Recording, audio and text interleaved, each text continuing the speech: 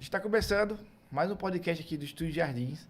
Hoje aí trazendo Daniel, professor e defensor público, certo? Mas antes quero dar um jabazinho aqui do Estúdio Jardins, que é o nosso patrocinador principal daqui.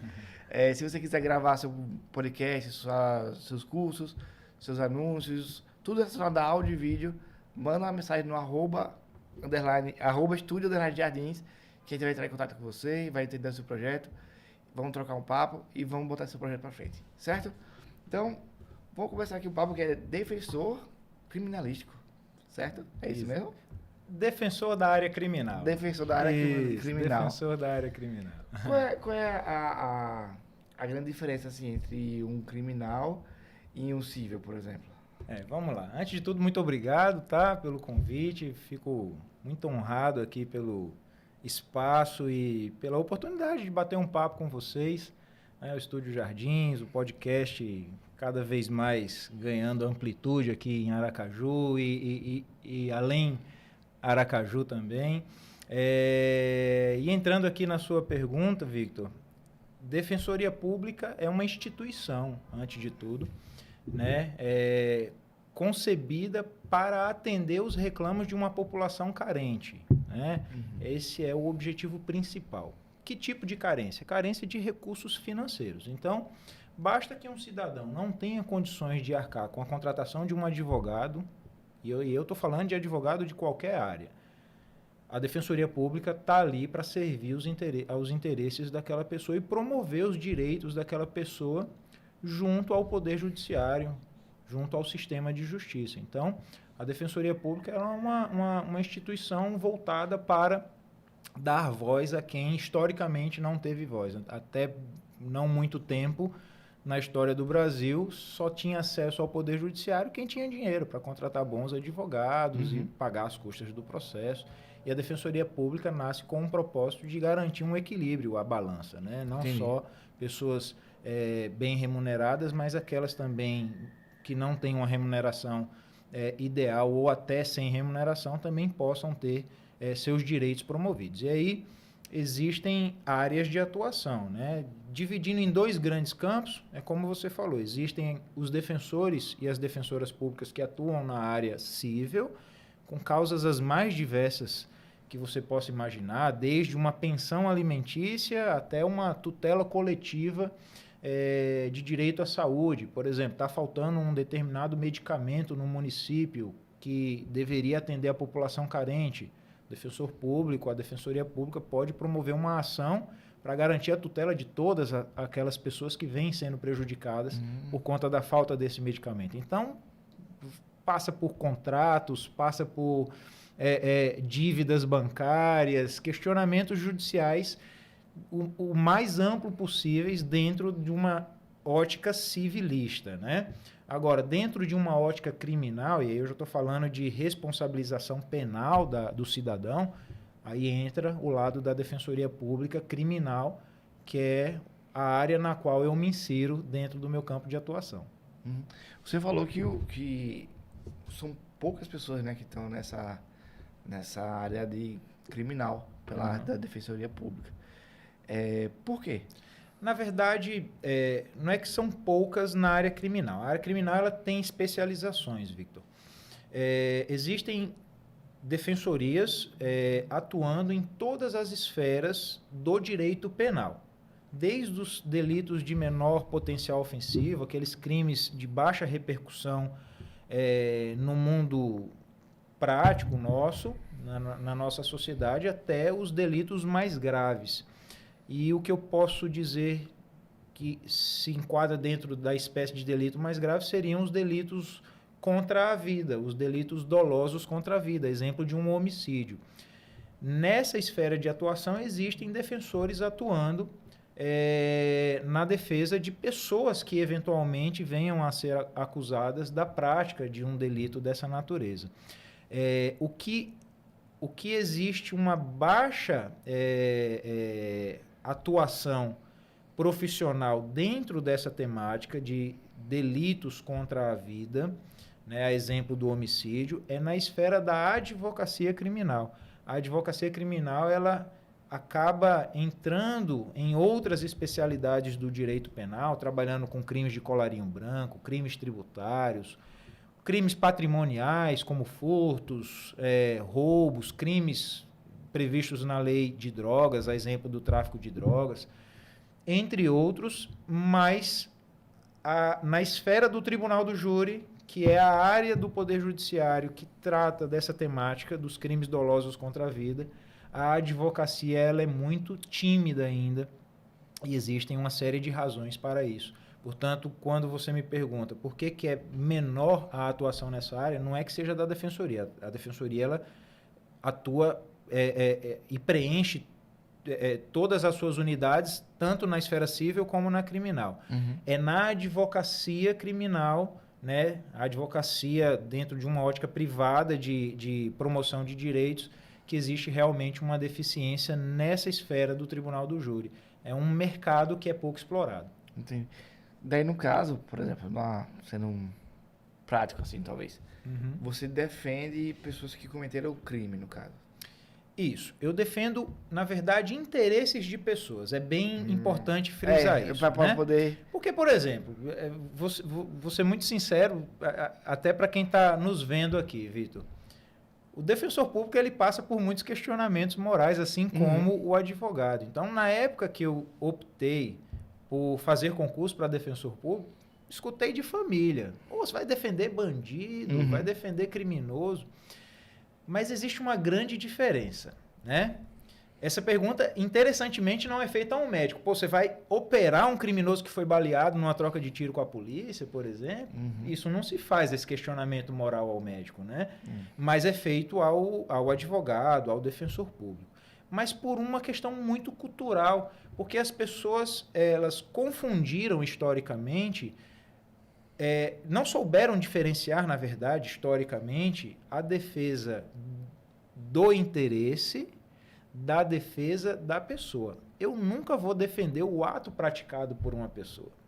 Agora eu vou defender o interesse daquela pessoa de receber um julgamento justo. Se a regra do jogo é essa, eu não permito que trabalhe fora das 4 linhas, entendeu? Então, eu sou muito mais um fiscal ali dos interesses em jogo, né, das garantias constitucionais, legais e processuais, do que sou visto de uma outra forma. Eu não estou ali para defender o cidadão. Até porque, Vitor, e o público tem que saber disso, a pessoa nunca tem condições de ser julgada. O juiz ele é incapaz de julgar uma pessoa. Eu, enquanto ser humano, eu não sei o que eu sou capaz de fazer em determinado estímulo que eu receber da vida. Eu falo muito isso no meu júris. Se amanhã alguém mexer com um filho meu, será que eu sou capaz de fazer uma maldade com essa pessoa? Eu não sei. Eu não sou capaz de me julgar, quem dirá o próximo. Mas eu sou capaz de julgar um fato ocorrido na vida que é imputado a uma pessoa. Esse fato eu consigo avaliar de alguma forma. E olha que ainda tem muitos riscos por trás disso. Por isso que a gente vê muitas condenações indevidas, muitas absolvições injustas também. E aí tem toda uma repercussão ética, moral e dogmática por trás disso, que é muito interessante e precisaríamos aqui de uma vida para discutir isso. Mas é muito interessante, é preciso que a população saiba fazer essa diferença. Não, é porque, como você falou, a população precisa entender de fato o que vocês fazem, porque às vezes acaba caindo na minha frase, né? Que você vai defender bandido, no caso. Exato.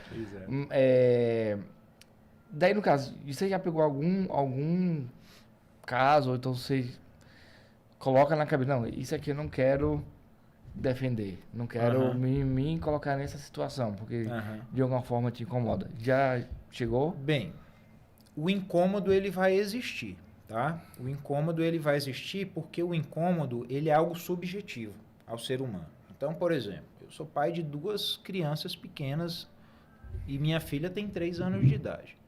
É óbvio que se eu fosse um defensor que atuasse na esfera dos crimes sexuais, por exemplo, eu ia estar lidando ali diariamente com estupradores de crianças e pedófilos e uma série de outras situações que me incomodariam, até porque eu tem uma postura, uma figura de pai, paterna e tudo mais. Mas esse incômodo, ele pode repercutir na minha independência e na minha responsabilidade profissional de forma alguma. Então, eu, enquanto defensor, não posso optar, né?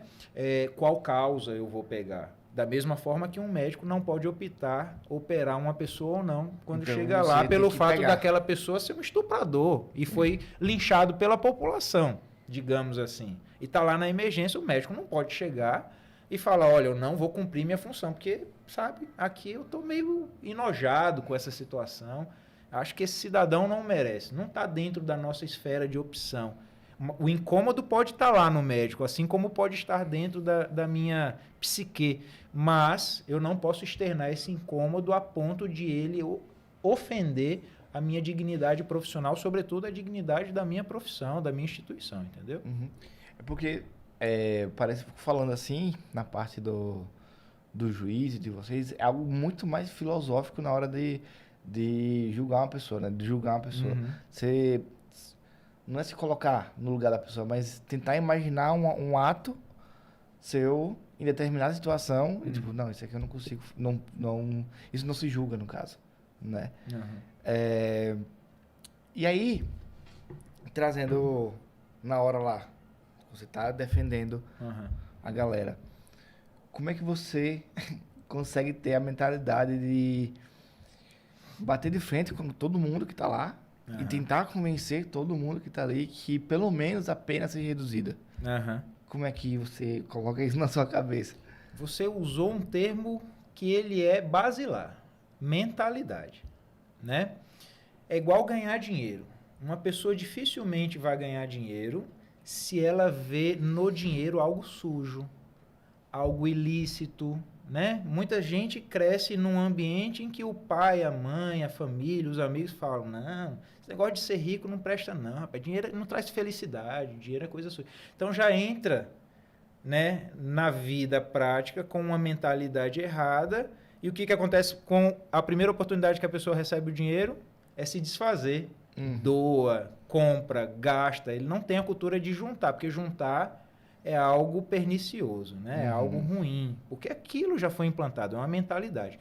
E muitos profissionais do direito têm a mentalidade equivocada também. Então é difícil a pessoa defender quando ela cresce numa esfera de um ambiente político, por exemplo, que é tendencioso a sempre ter tolerância zero com o crime, a retirar direitos, a diminuir garantias. Então, uma pessoa que tem uma mentalidade como essa, Vitor, ela dificilmente vai ser uma boa profissional na esfera criminal, porque ela construiu raízes ali, ela tem raízes ali que ela permitiu que fossem construídas dentro dela, que não foram quebradas, não foram arrancadas e dificilmente vão ser compatibilizadas com o nobre exercício da defesa criminal.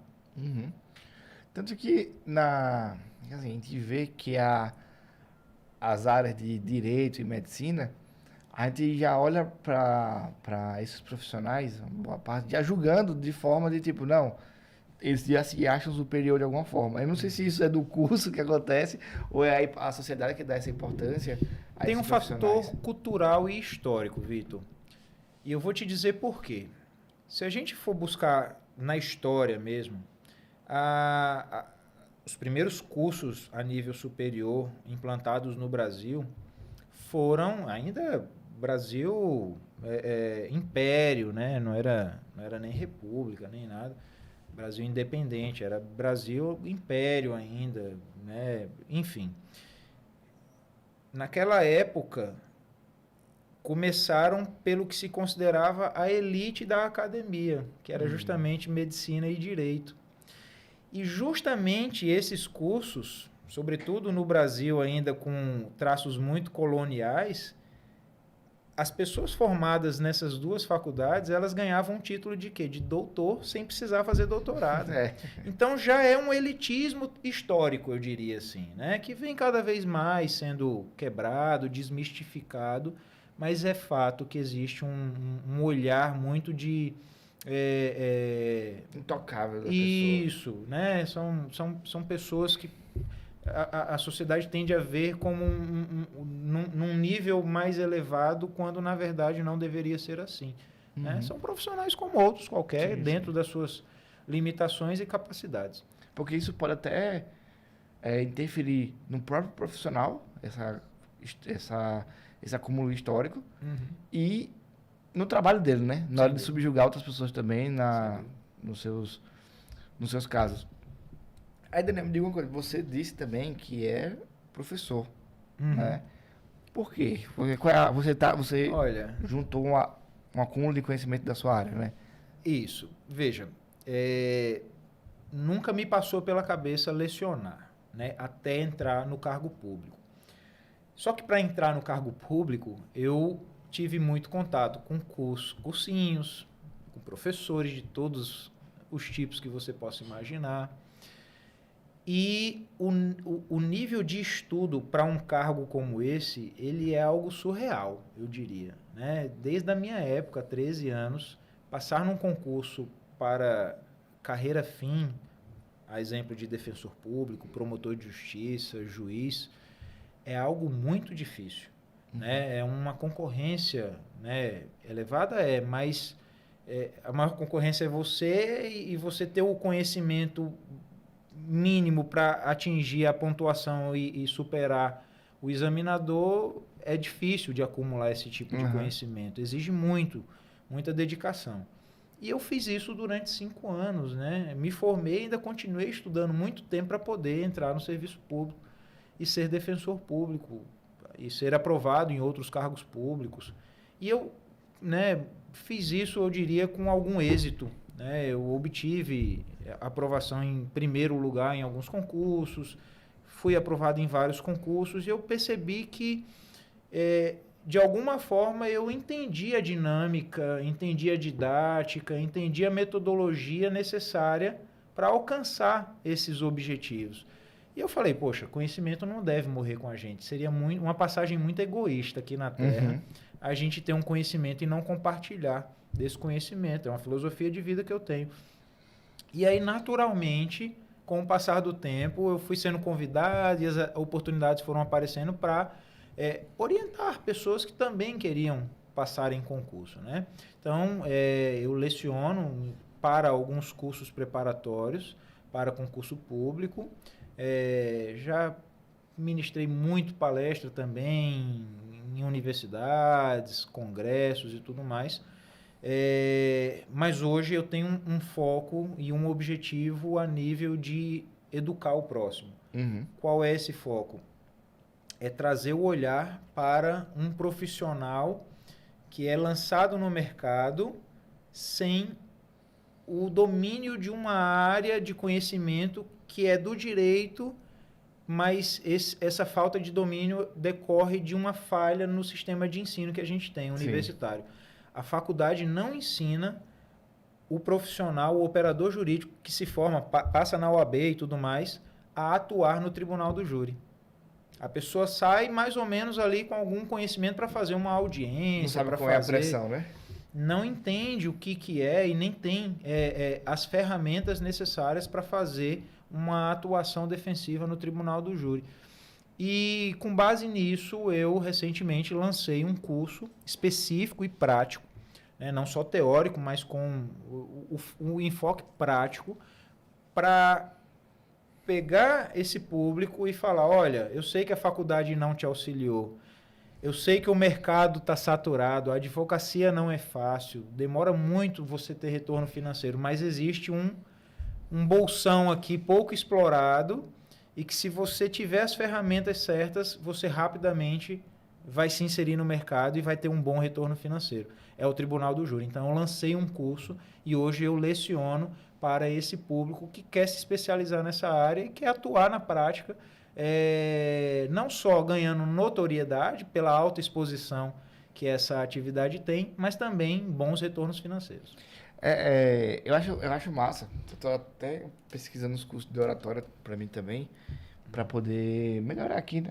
Nas entrevistas, nas conversas, que eu acho que faz sentido.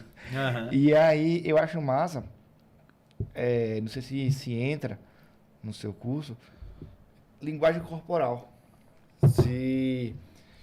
Porque assim, a gente trouxe outras pessoas aqui que são advogados também, só que de outros podcasts. E eu acho que ele é da área... Não sei se ele é da área criminal. Mas quando ele foi simular uma defesa, ele mudou o tom de voz, ele... Sei lá, parece que ele ficou mais... Mudou a postura. Até a feição dele mudou ali, a gente tava vendo ali de fora. Eu fiquei, caramba, parece ser outra pessoa ali. Como é que funciona esses tipos... Não precisa entregar o curso todo aqui. Mas como é que tem algum tipo, sei lá, modulação da voz, postura, tirar a mão do bolso, alguma coisa assim, não sei. Olha que interessante, Vitor. Não faz muito tempo, num olhar histórico, tá, que o Tribunal do Júri permitia a atuação da defesa por outros profissionais ou até pessoas que não tinham qualquer formação que não fosse da área jurídica. Então, uma pessoa que é boa oratória pode participar? Não, hoje não. Hoje só o operador do direito tá. habilitado tem essa possibilidade. Seja ele o advogado, seja ele o defensor público, tá? Mas até não muitos anos, né, a nível Brasil, e o Brasil é um país muito novo, muito recente, historicamente falando, mas até pouco tempo admitia-se que a defesa de um cidadão acusado lá dentro da esfera do Tribunal do Júri fosse realizada por uma pessoa ali da comunidade, às vezes um padre, uma pessoa que tinha uma boa oratória, um bom poder de convencimento. Então o júri tem essa pegada. É o que você está falando, linguagem corporal, oratória, são ferramentas indispensáveis para quem quer trabalhar no Tribunal do Júri.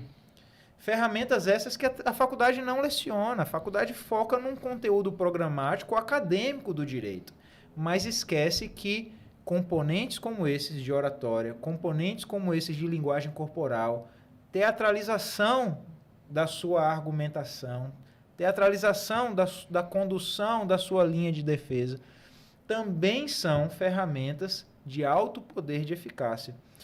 E isso não se desenvolve na academia. E aí é preciso buscar essas ferramentas, seja numa atuação prática, com um amigo conhecido, com um familiar que já atua na área, seja fazendo cursos específicos, e esses cursos são muito carentes no Brasil ainda. E a ideia do meu curso é justamente essa, possibilitar o aluno angariar esse nível de conhecimento, né?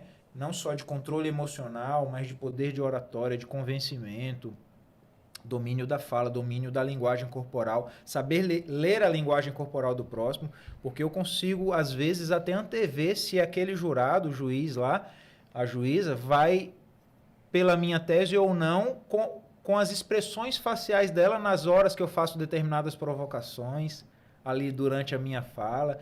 O corpo fala, e fica uma dica de livro aqui maravilhoso, você que está querendo entrar por esse caminho aí, tem um livro maravilhoso cujo título é esse, O Corpo Fala, porque fala mesmo. Ele muitas vezes fala muito mais do que a própria palavra expressada pela boca, entendeu?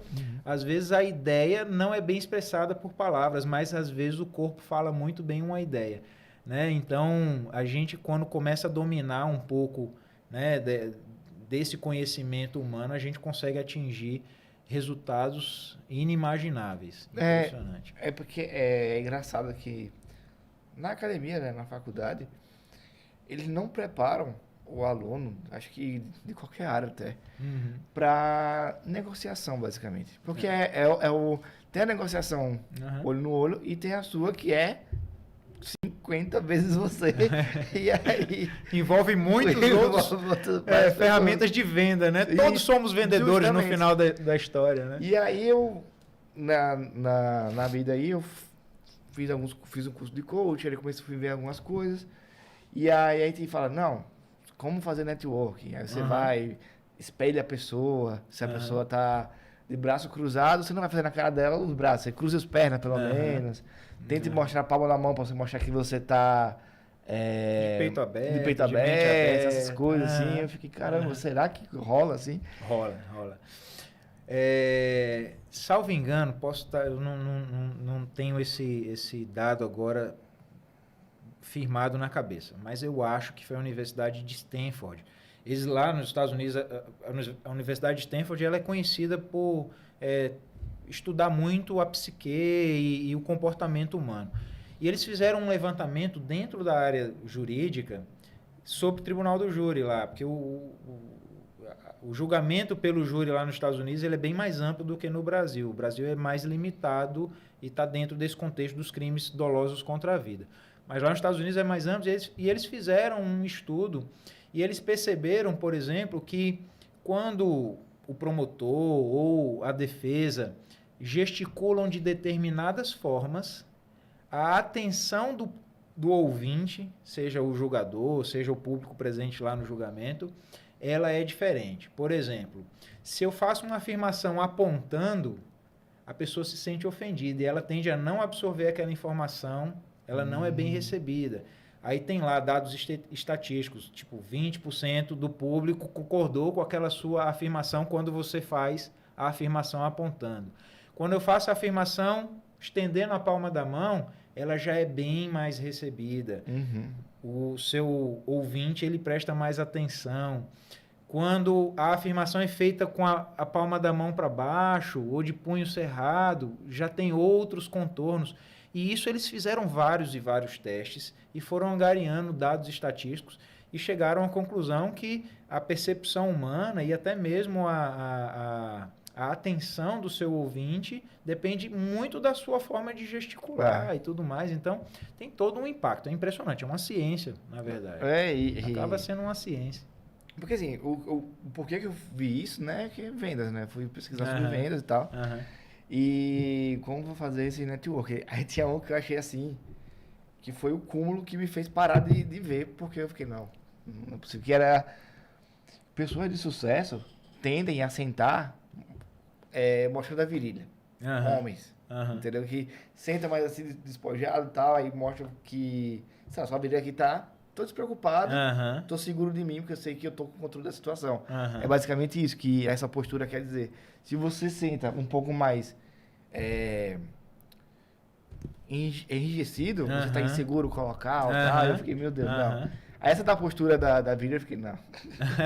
Mas depois eu fui aprendendo essas coisas, fui notando. Você começa a perceber pessoas entrevistadas na televisão, né? Enfim, e você vai vendo que por trás ali existe realmente uma base empírica, uma base constatada numa realidade humana que sustenta aquela tese, né? De que sentar ali, o homem sentar numa posição ali, com a virilha mostra mesmo e a tal. pessoa sendo importante, sei lá, pode ser um presidente ou um puta de um empresário, a pessoa vai estar ali jogada. E não é a imagem que você não espera. Precisa ir longe. Olha Putin. Sim. Putin é um cara altamente formal, mas ao mesmo tempo esportivo, despojado. Ele dá entrevista com o cotovelo aqui na coxa, né? Já me remeteu à imagem de Putin, uma das lideranças mundiais, né? Então... Mas eu acho isso muito, muito interessante. E aí no seu curso aborda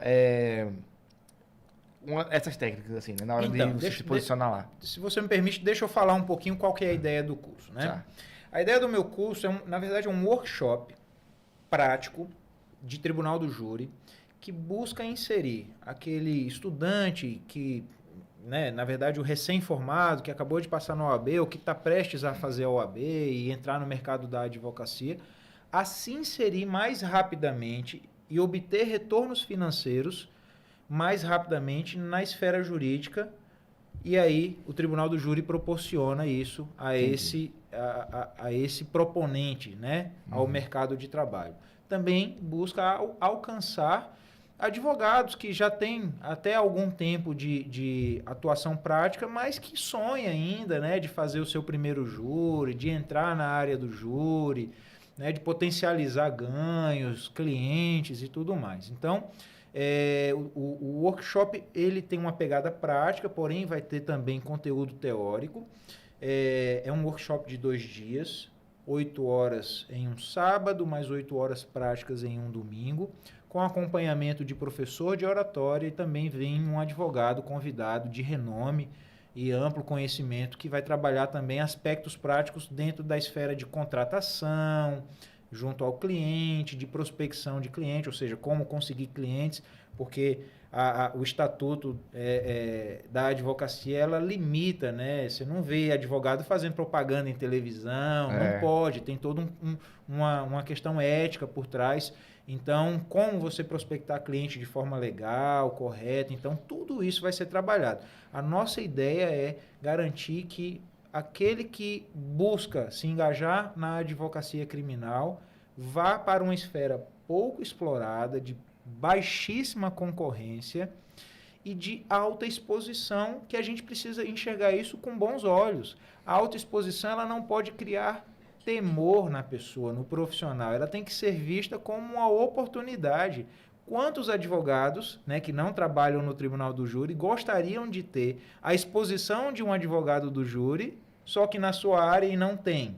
Então, o júri é uma vitrine, entendeu? Se ela for bem utilizada, você ganha relevo, você ganha notoriedade, você ganha conhecimento dentro de uma comunidade jurídica, inclusive. Então, a ideia é essa. Teremos um módulo teórico, sempre voltado para o aspecto prático, e teremos um módulo eminentemente prático, em que eu vou colocar o aluno para simular defesas em plenário do júri, lá no tribunal do júri, falando, dialogando, dentro de uma dialética com promotor de justiça, com jurados, com juiz-presidente, com vítima, com réu, enfim. É um curso que busca realmente fazer com que, no dia seguinte ao término do curso, a pessoa se sinta pronta e preparada para fazer a sua primeira atuação. Massa. Você sempre foi extrovertido? Você já foi tímido alguma vez na sua vida? Sempre fui muito tímido. E como é que para estar de sou frente tímido lá? até hoje. Só que teve um momento de virada de chave, Vitor. As pessoas costumam achar que a timidez ela é um comportamento definidor de toda a sua existência. Quando, na verdade, é só um comportamento, né?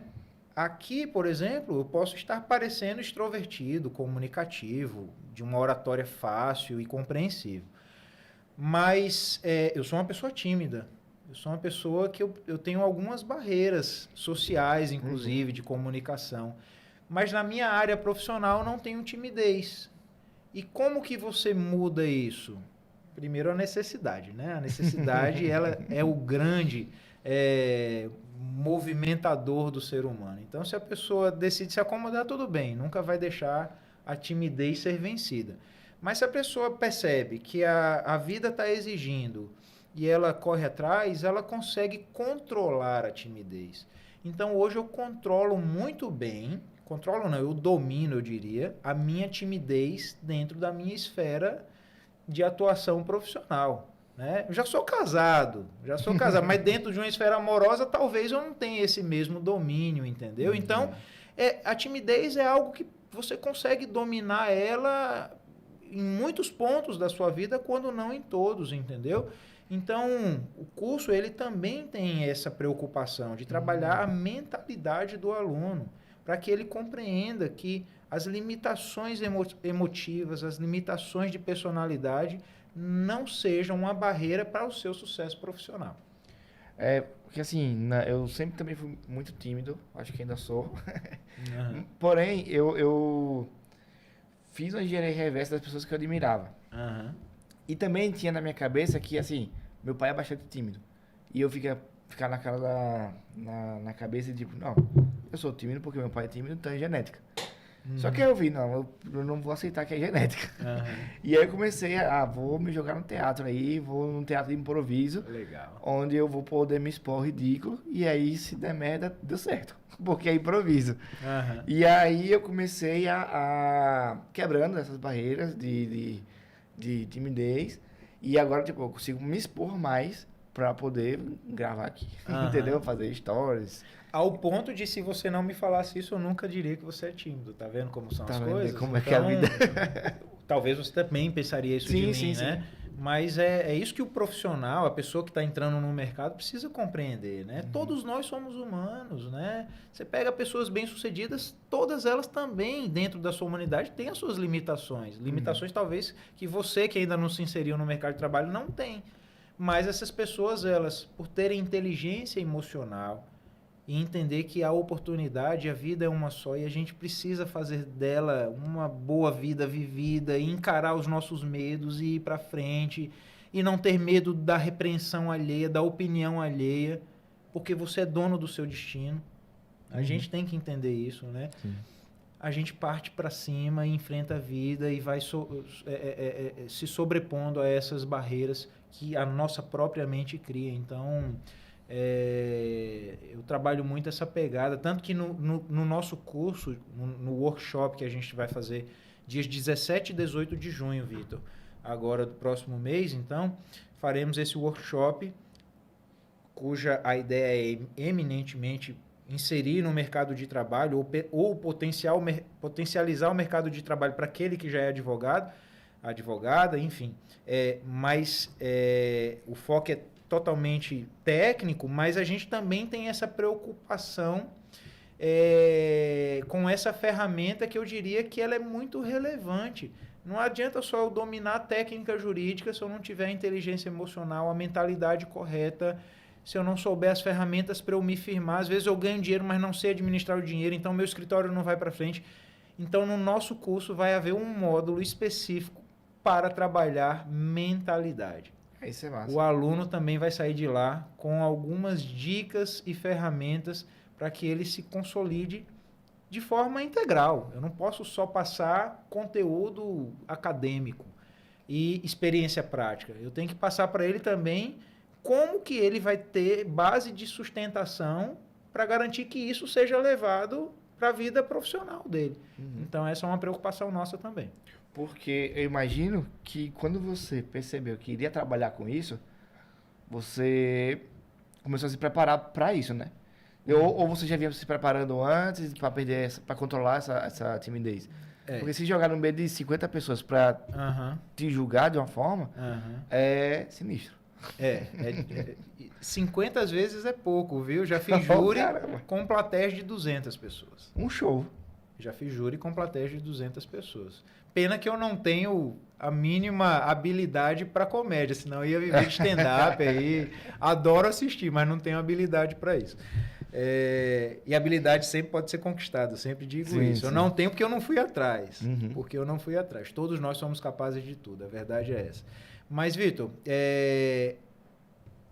para quem é defensor público, isso acontece, eu não vou dizer naturalmente, acontece na força da pressão.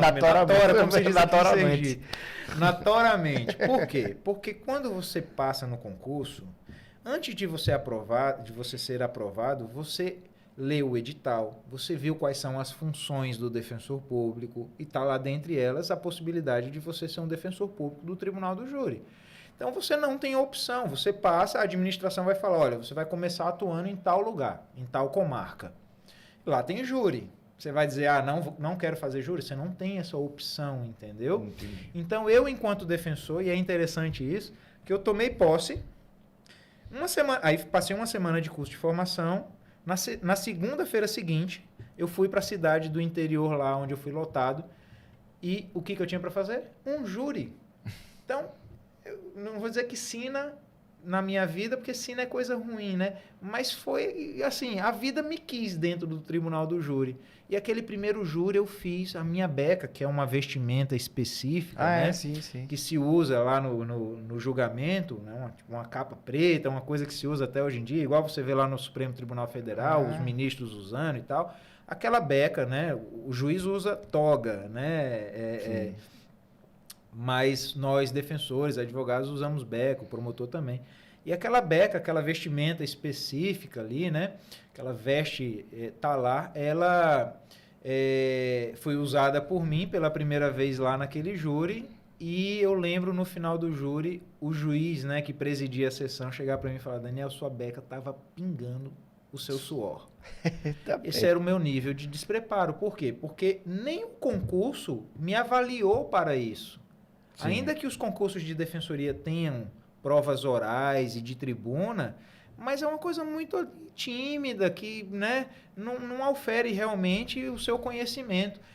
E aí, quando você é colocado na prática, diante de uma pessoa cuja liberdade depende da sua boa atuação ou não, o nervosismo bate, o desconhecimento, treme, né? né?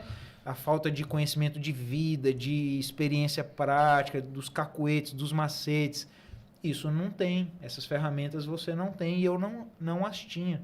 Então, eu angariei todas essas ferramentas ao longo de mais de uma década, Victor. Por isso que hoje eu me sinto socialmente obrigado a compartilhar esse conhecimento, porque eu vejo uma deficiência de mercado. Eu, enquanto defensor, eu atuo aqui em Aracaju. Aqui temos 2 varas, né, 2 unidades do Poder Judiciário com competência de tribunal do júri. E a grande maioria das atuações plenárias são feitas pela Defensoria Pública, é um ou outro advogado que aparece para fazer um júri. O mercado da advocacia não está preparado para essa atuação. Então, a nossa ideia de promover esse curso é justamente abarcar essa população que precisa desse conhecimento prático, vindo de uma pessoa que já tem essa experiência, e aí eu me coloco à disposição da população sergipana para essa finalidade. Pô, massa, massa. E é uma escolha bem difícil, assim, quando se trata de crimes, né? Para você atuar. Falando em crimes, você sabe dizer se aqui no Brasil existe prisão perpétua? Vamos lá. Prisão perpétua sob uma ótica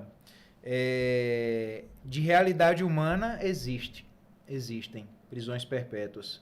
Toda vez que um jovem de periferia, negro, né, sem oportunidade de vida, é morto, seja pelo crime, seja pela polícia, essa pessoa foi condenada a uma prisão perpétua, porque ela perdeu a vida dela, né?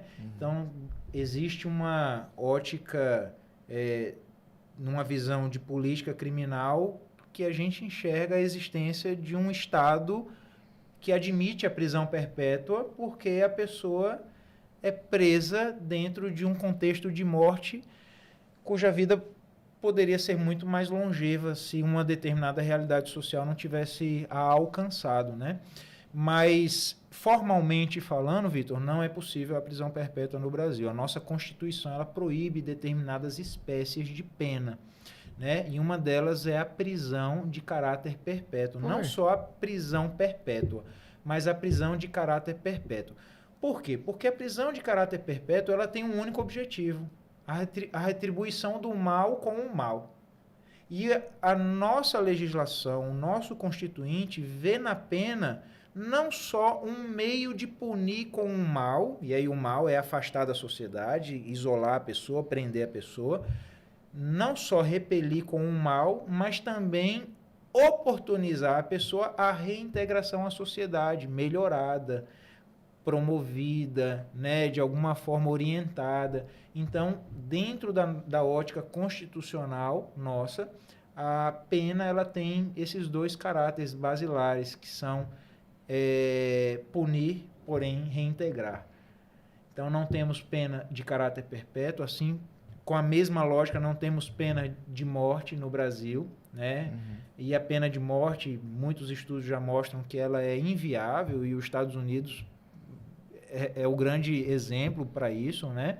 Eles tiraram lá? A pena de morte lá evita que o crime aconteça, não evita. É um dos maiores sistemas carcerários do planeta, Vitor. Tá, mesmo tendo pena de morte. Então, ela não tem a eficácia que se espera. Assim como a pena perpétua não tem esse caráter que se espera. E, apesar de não termos formalmente a prisão perpétua aqui no Brasil, muitas das prisões elas acabam tendo natureza perpétua, porque se você pega, por exemplo, pessoas como eu já, né, tive a oportunidade de acompanhar em alguns processos, com múltiplas condenações, que quando somadas dão 100 anos, 200 anos, e essa pessoa já tem 80, 70 anos, a pessoa dessa já está condenada, de certa forma, a uma prisão perpétua. E aí você escuta, né? Nata foi condenada a 30 prisões perpétuas. Como assim? 30 vezes infinito.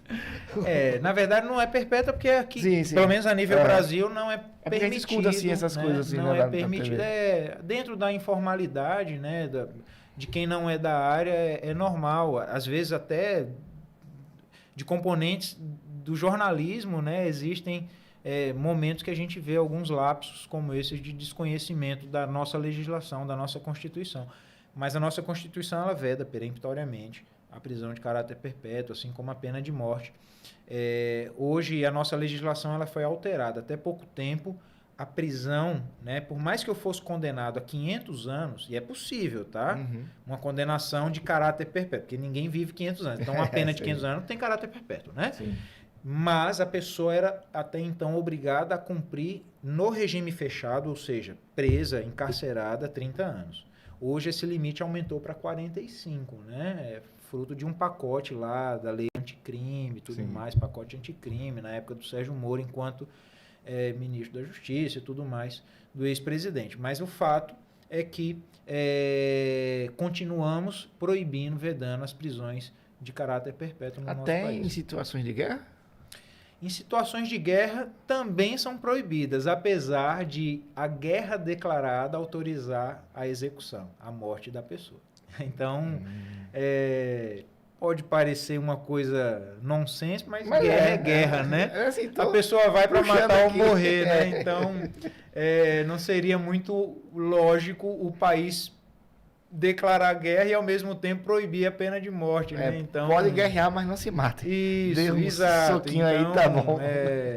Dentro de um contexto político, algumas constituições a nível mundial trazem essa exceção, como no Brasil, né? Em caso de guerra declarada. Nós temos aí uma previsão legal também, que o pessoal chama de lei do abate, né? Por exemplo, na luta contra o narcotráfico, digamos. Um avião clandestino é interceptado por um avião da Força Aérea do Brasil. É ordenado o pouso. Sabe-se que ali existe tráfico de drogas e tudo mais. A pessoa não atende à determinação da autoridade, né? É possível que aquele avião seja abatido e uma das consequências óbvias seria, na grande maioria dos casos, né, a morte dos integrantes, dos passageiros, pilotos e passageiros daquela embarcação. Entendi. Então, a lei do abate vem sendo considerada uma forma de também autorizar a morte formal, né, a morte legalizada de um cidadão.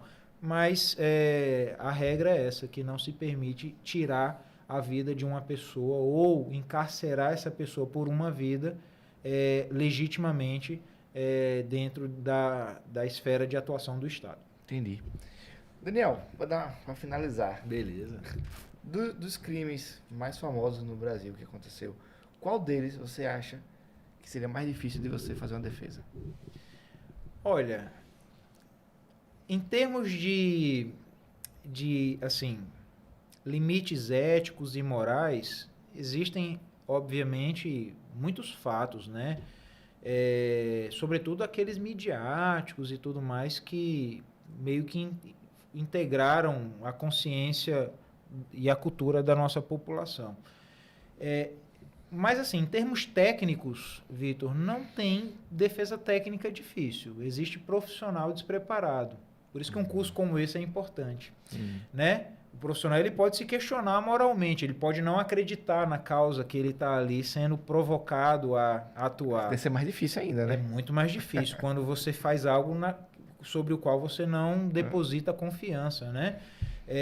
Mas o profissional, o advogado, o militante da esfera criminal, o defensor público, ele tem que estar preparado para atuar em qualquer caso que seja ele polêmico, seja ele midiático ou não, e existem ferramentas, inclusive, para você contornar as consequências de um julgamento midiático, enfim.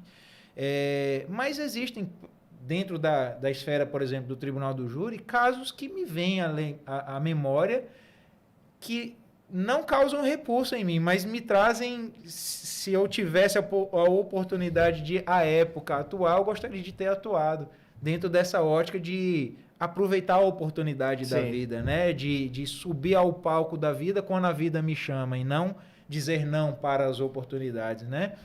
Casos como, caso marcante, júri do crime praticado por Euclides da Cunha. Euclides da Cunha, poucas pessoas sabem, um grande e notório escritor, né, brasileiro. Em 1909, ele foi vítima de um crime doloso contra a vida. Mas, na verdade, quem ia praticar o crime era ele. Ele descobriu uma traição e ele foi até a casa do suposto amante lá da companheira dele, invadiu a casa e tentou matar essa pessoa. E essa pessoa repeliu a agressão e veio a julgamento pelo tribunal do júri e foi absolvido por legítima defesa. Então, foi um caso marcante dentro da história do tribunal do júri no nosso país. Outros casos muito marcantes, caso daquele guarda-costas lá, do segurança privado do Getúlio Vargas, né? Ele também foi a julgamento por ter tentado matar um dos maiores opositores de Getúlio e foi considerado pelos historiadores, inclusive, o início da desconstituição do governo de Getúlio Vargas, porque 19 dias depois Sim. ele se suicidou. Então, foi um caso marcante do Tribunal do Júri. Outro caso marcante, Daniela Pérez, filha da diretora, né, de novela, que virou minissérie recentemente, né? É um júri marcante, júri esse cuja defesa foi realizada por um defensor público lá no Rio de Janeiro. E virou lei depois, né? E aí teve toda uma repercussão, né? Ali é uma semente também do recrudescimento dos crimes envolvendo relações com a mulher, né? Feminicídio e tudo mais. Enfim, porque não era considerado crime hediondo até então, né? Então teve toda uma repercussão. Temos o caso do Tim Lopes, jornalista assassinado, né? Cujo julgamento do traficante famoso lá no Rio de Janeiro foi um dos júris mais marcantes daquele estado. Temos o júri da Boate Kiss, que é um caso ainda não encerrado. Que ainda tem várias dúvidas, né? Está em recurso, está em fase de recurso, porque o júri foi anulado e o Ministério Público do Rio Grande do Sul está tentando reverter essa anulação, enfim. Aparece até de pessoas do goleiro Bruno também, dizendo Isso, o goleiro Bruno, não foi, então, uma doideira. O Tribunal do Júri, ele envolve uma esfera da realidade humana que chama muito a atenção das pessoas, né? Mexe muito com o ideário das pessoas, né? O imaginário das pessoas. As pessoas estão habituadas a ver na televisão, nas novelas, nos jornais, aquela cena americana do julgamento e muitas vezes agora no Brasil, porque se tornam cada vez mais midiáticos, né? Os casos de Tribunal do Júri. Caso aqui em Sergipe, que aconteceu em Umbaúba pelos agentes da Polícia Rodoviária Federal, vai a júri agora, porque foi um crime, a Justiça já considerou que houve ali indícios da prática de um crime doloso contra a vida. Então, quem vai julgar é o Tribunal do Júri. Né? E é até interessante porque é a esfera federal, é um Tribunal do Júri dentro da Justiça Federal, então tem toda uma repercussão diferenciada. Mas são temas que são muito sensíveis à nossa comunidade, à sociedade como um todo. E o profissional que sabe tirar dessa oportunidade, dessas situações, uma oportunidade não só de promover justiça, né, que é o objetivo no final das contas, mas também de, promovendo justiça, se firmar profissionalmente, não pode perder essa oportunidade.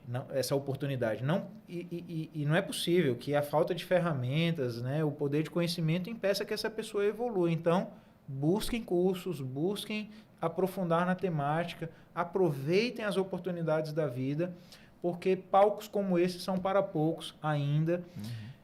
Tribunal do Júri, inclusive, é visto dentro da ótica jurídica como uma das atividades jurídicas que vão ser menos impactadas pela inteligência artificial.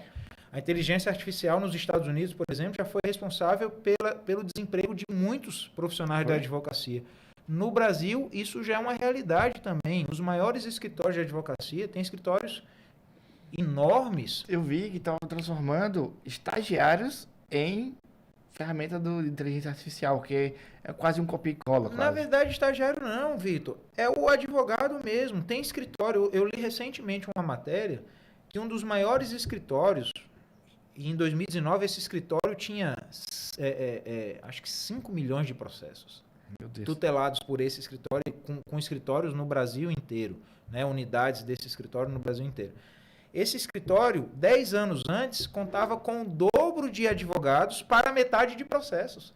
Hoje a inteligência artificial é capaz de fazer as petições, fazer determinados atendimentos aos clientes, fazer o acompanhamento dos processos, garantindo maiores lucros para o escritório com uma força humana muito menor. Então a advocacia ela vai ser engolida em algum momento também pela inteligência artificial. Mas o Tribunal do Júri é uma garantia constitucional, ele é cláusula pétrea. O que isso significa? Que nenhuma lei pode acabar com o Tribunal do Júri. É uma garantia do indivíduo. Toda pessoa que se envolve com um crime contra a vida, doloso contra a vida, ele tem a garantia de ser julgado dentro daquele cenário de julgamento que exige humano, a presença humana, o diálogo humano, a dialética. Então é uma área que ainda tem a garantia de perenidade, eu diria, é permanente, não pode ser abolida. Então eu vejo isso com muito bons olhos e sei que cada vez menos eu vejo profissionais atuando na área, mas é porque a vida cada vez mais conduz o mercado para o âmbito do home office, do remoto, e as pessoas cada vez mais com medo de se expor, de ocupar espaços de notoriedade, enfim, de colocar o seu trabalho sob julgamento alheio, quando não deveriam ter esse receio. Porque quem decide furar esse medo, enfrentar esse medo, ganha sucesso, conquista independência financeira, conquista notoriedade profissional e depois se arrepende de não ter começado antes. Rapidão, esse fato de se expor, será que tem a ver relacionado por ser crime? Você já foi ameaçado alguma vez? Se algum criminoso, você tá lá julgando e, sei lá, alguns brother dele estão lá vendo você, vai colocar nosso amigo na cadeia de alguma forma aí. Já foi ameaçado? Olha, é uma falácia achar que o advogado, o defensor público, o criminal, eles estão sempre tranquilos porque, como eles estão defendendo ali o réu, eles nunca vão ser, de alguma forma, ameaçados. Eu já fui ameaçado e já fiquei sob escolta, inclusive. Meu Deus. Eu fiz um júri em que o réu foi absolvido e a família, contrariada, porque queria a condenação dele, passou a me ameaçar. Então, a sua atividade, ela tem repercussão. Risco, né? Tem esse risco, entendeu? Faz parte. Óbvio, é muito menos do que uma realidade de um promotor de justiça que está ali acusando, né, sendo o algoz de alguém, né, o juiz que está julgando, está condenando muitas vezes alguém. O defensor não, ele está numa posição mais privilegiada, o advogado criminal também. Mas situações acontecem. Só que também mostraremos lá no nosso curso como você se precaver, se prevenir para que essas coisas não aconteçam. É bom. Geralmente, uma ameaça vem porque o profissional, de forma, né, sem cautela, prometeu um resultado, garantiu ao parente a liberdade, a absolvição, e aí não conseguiu, e aí vem uma ameaça, ainda que de forma velada. Então, existe todo um treinamento também para que essa pessoa, antes de defender os interesses do próprio, saiba defender seus próprios interesses e não caia em ciladas. Pô, massa demais. Daniel, muito Foi um obrigado. prazer. Foi muito mais, dá para ter ficado aqui por muito Sem mais dúvida, tempo. sem dúvida. Quero até aproveitar, falar com vocês também, para te convidar para o nosso podcast, para falar sobre... Quem está procurando pessoas para falar sobre essa área criminalística da vida. E se sinta convidado. Vamos marcar um dia para a gente ver esse encontro. Muito obrigado pelo convite. Podcast maravilhoso. Farei questão de alardear sobre vocês, não só pelo acolhimento, o ambiente fantástico, mas a receptividade da equipe, qualidade de equipamento, enfim, tudo aqui de muito alto nível. Vocês estão de parabéns. Obrigado. Se quiser deixar suas redes sociais para a galera. Claro. Vamos lá. O curso de Tribunal do Júri, ele está lá no Instagram, @curso Tribunal do Júri. Lá tem o link para o nosso site, onde informações sobre o workshop que vai acontecer nos dias 17 e 18 de junho, agora de forma presencial aqui em Aracaju. Essas informações podem ser encontradas lá não só no Instagram, mas também no link lá da bio, em que você vai conseguir acessar o site do curso e obter todas as informações e fazer as inscrições também. Muito obrigado pela oportunidade. Perfeito. Então, gente, esse podcast está acontecendo aqui no Estúdio Jardins. E se você quer gravar o seu com essa qualidade de áudio e câmera, tá aqui, @Estúdio_Jardins. Manda DM pra gente que a gente vai entender seu projeto. Quer gravar seu curso, tudo relacionado a áudio e vídeo, manda mensagem que a gente vai entrar em contato. Beleza? Valeu e até a próxima.